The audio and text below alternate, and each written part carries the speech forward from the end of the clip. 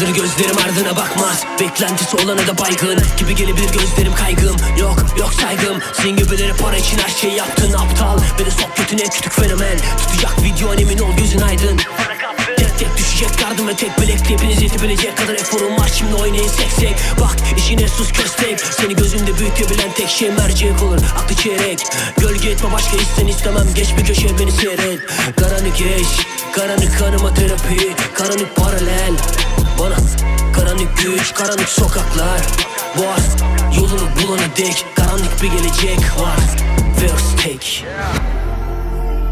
Yapmacık her şey, bir nevi sahte gibi.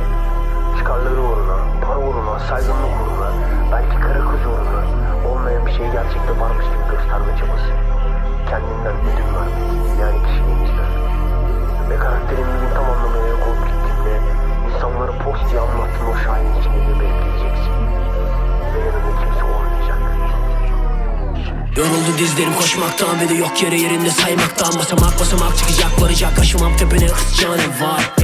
Çalış sabahtan akşama kadar boşuna, çünkü var olsan bile göremez seni kibirinden paşam. Süzülecek yolunu arkamda gelenler kolunu kapamaz, başını değil. Tut ölmek için yaşama ve aşılmaz denilen dağlara git. Hayretle izlenir çabanın sonucu, yok alamaz deme paranı biç. Paranın gücüne tapana piç, derim o gözümde yeri yok hiç. Hele gel bela ol beni bul bu sokakları, serseri kimliği işledi bünyeme. Korkum yok dünyevi şeylere, yelkeni açtım rüzgarı seyrine dalıyorum. Boğulabilirim ama yolu yok başka, yüküm ağır gelir bedenime, problem olamaz hedefime. Sorunları çok gibi, dinledim müziğinizi kulaklarım alır emin ol bok gibi. Beni sok gibi, ne paranın sana yok semin.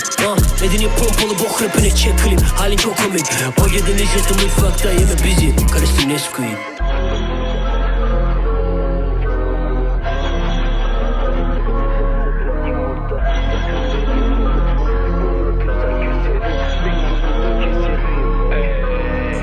Para ver, havalı bir iç gelmiş Gucci Prada kahve yapını sikeyim sus. Belene arama, amacım para, müziğin para. Paranın köpeği tek eksiğim mi araba? Bence kişilik ara, zırbala yalanı kanını bul. Acı sadece fonu, boşaltıp şişeyi içine yum.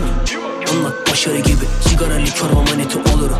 Vizyoner bakışım bu mu? Eski tür yüzünü yeni bir kan, olacak oynanın sonu.